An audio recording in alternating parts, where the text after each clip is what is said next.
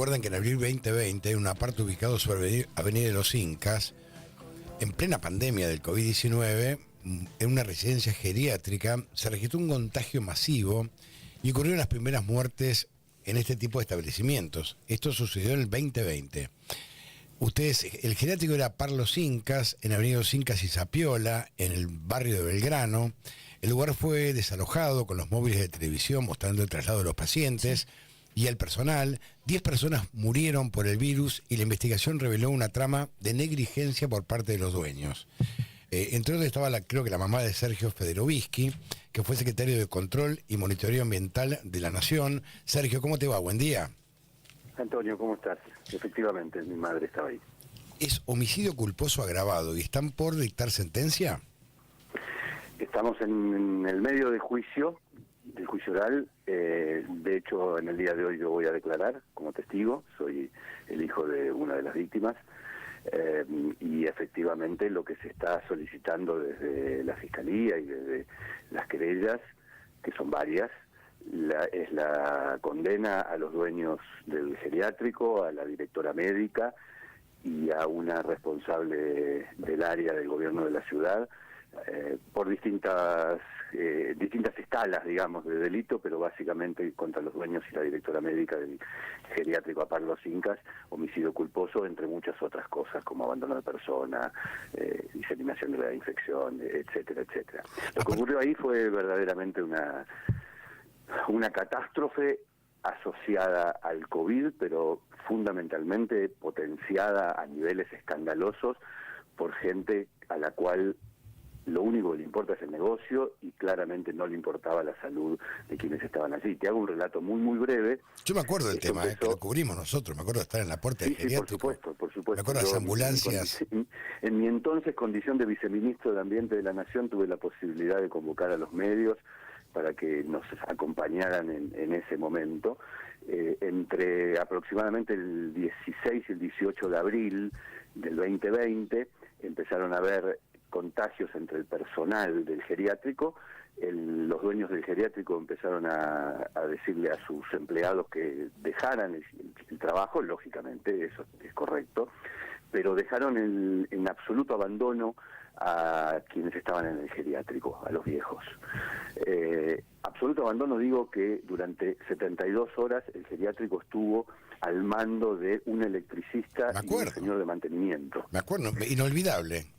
Me acuerdo. En ese lapso, por ejemplo, entre muchos otros casos, ocurrió que mi madre, que no ambulaba y tenía que ser trasladada permanentemente, por el mal manejo, obvio, de un electricista a cargo de eso, sufrió una caída y una fractura de pelvis adicional al COVID. Y finalmente, los dueños del geriátrico querían, contra todo protocolo y toda regulación sanitaria, que cada uno de nosotros se llevara a su familiar, muy probablemente infectado con COVID, a sus domicilios, diseminando el virus, cosa que estaba literalmente contraindicada y prohibida.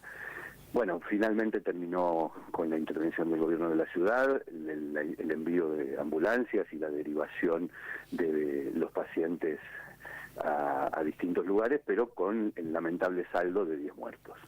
No, yo me acuerdo del electricista, que él mismo decía, que le hicimos nota a todos los medios, que ya me dejaron a cargo acá, y hacía lo que podía, decía el tipo, no lo olvido más. Exactamente, estaba solo, con un ayudante, en un geriátrico con decenas de ancianos, sin poder entrar, sin poder salir. Le hemos llevado comida, recuerdo, durante este fin de semana, le llevábamos pizza para que pudiera pasar el fin de semana, y los dueños del geriátrico no aparecían, y la directora médica, la doctora de apellido Raffo, no atendía el teléfono. Fue muy cruel, verdaderamente. Sí, un abandono de persona. Sí, abandono de persona y homicidio culposo. Mínimo. 10 muertos, 10 ancianos que murieron en esas condiciones por el abandono y por la falta de atención sanitaria como resultado de la infección del COVID.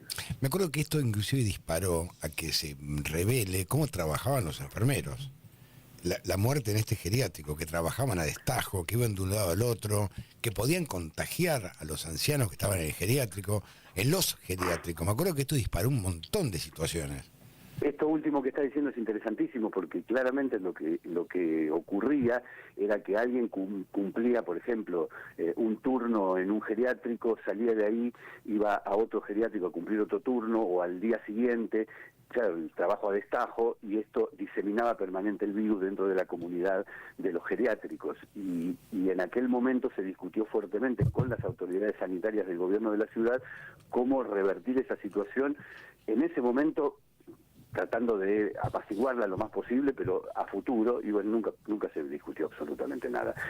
Digamos también que en aquel momento la participación de las autoridades sanitarias fue compleja y errática, probablemente porque no había ningún tipo de referencia anterior a cómo tratar un caso de estas características, pero acá lo cierto es que se está juzgando a personas desalmadas que solo intentaron cubrir su negocio y tratar de que pasara desapercibida una situación que era crítica.